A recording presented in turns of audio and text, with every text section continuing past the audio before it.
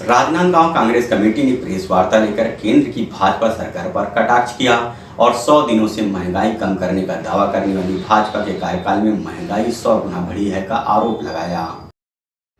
कांग्रेस नेताओं ने press club में पत्रकारों से चर्चा करते हुए कहा कि आज महंगाई की मार से देश के गरीब और किसान परेशान और पीड़ित हैं। इसके पीछे मोदी सरकार की मूल्य नियंत्रण में असफलता और ठोस नीति का अभाव सबसे बड़ा कारण है।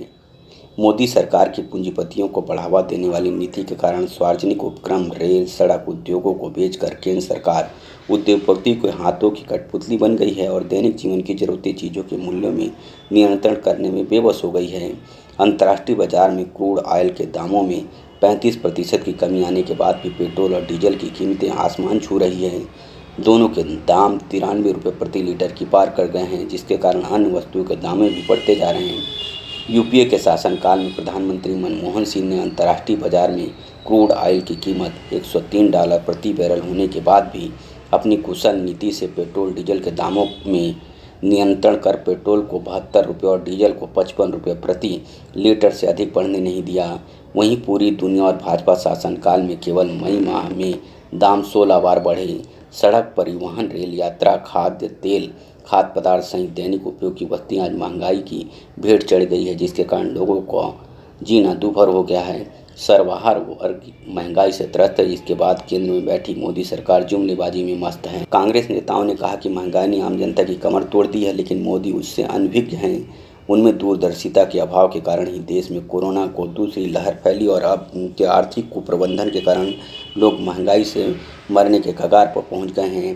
कांग्रेस के 70 साल के कार्यकाल में महंगाई इतनी नहीं बढ़ी जितनी भाजपा के 7 सालों में बढ़ी है। भाजपा के नेताओं को जनता के दुख दर्द की कोई परवाह नहीं। बेतरतीब महंगाई जो हो रही है, वृद्धि जिसमें कोई रोकथाम नहीं हो रही है, उसके लिए है। आज जनता कोरोना महामारी और विपरीत परिस्थितियों में त्रस्त है। पेट्रोल, गैस, डीजल के दाम में इतनी बेतहाशा वृद्धि हो चुकी है कि लोग अभी कोरोना से संभल नहीं पा रहे हैं। लोगों के घर की स्थितियां, आर्थिक स्थितियां सभी जगह पूरे उद्योग धंधे बंद है, ख़राब हो गई है। केंद्र सरकार उसको रोकने की बजाय, वहां पर उनको सहयोग देने की बजाय कि उनको हम सहयोग दें, जहां एक और हमारे राष्ट्रीय सम्मानित राहुल गांधी जी जो हैं वो बात कर रहे हैं नरेंद्र मोदी जी को कि आप जो लोग तकलीफ़ पा चुके हैं कोरोना काल में उनको सहयोग करिए, उनके खातों में पैसा डालिए, उनको आर्थिक मदद करिए। वहीं दूसरी ओर नरेंद्र मोदी जी लोगों के जेब से पैसा निकाल रहे हैं। महंगाई पर पत्रकार वार्ता की। आज जिस तरह महंगाई बढ़ गई है वो राष्ट्रीय आपदा साबित हो रही है, क्योंकि जनता बहुत ज़्यादा त्रस्त है। चाहे एलपीजी की रेट की बात हो, महंगाई की बात हो, चाहे दवाई के दाम की वृद्धि की बात हो, चाहे खाद्य तेलों की वृद्धि की बात हो, चाहे पेट्रोल और डीजल की।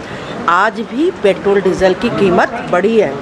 मोदी जी की एक नीति है, जहाँ जहाँ इलेक्शन होता है वो पेट्रोल और डीजल के दाम कम कर देते हैं, इलेक्शन होने के तुरंत बाद बढ़ा देते हैं। के जो कार्यप्रणाली है उसके ऊपर प्रदेश कांग्रेस कमेटी के तत्वाधान में सारे जिला कांग्रेस कमेटी के पदाधिकारियों को आहूत किया गया है कि आप जाइए और पर्दाफाश करिए और लोगों तक, जन जन तक के पहुंचाने का निवेदन पत्रकार भाइयों से करिए। उनके माध्यम से ये उसी की वजह से आज पत्रकार वार्ता में हम सब सम्मिलित हुए हैं। जब केंद्र सरकार, भारतीय जनता पार्टी की मोदी सरकार गलत नीतियां करी है, कांग्रेस पार्टी हमेशा विरोध करी है।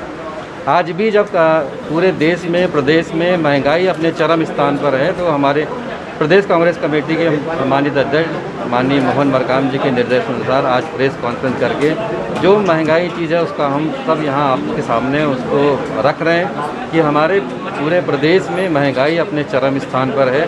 पेट्रोल जो है वो 100 रुपये होने जा रहा है।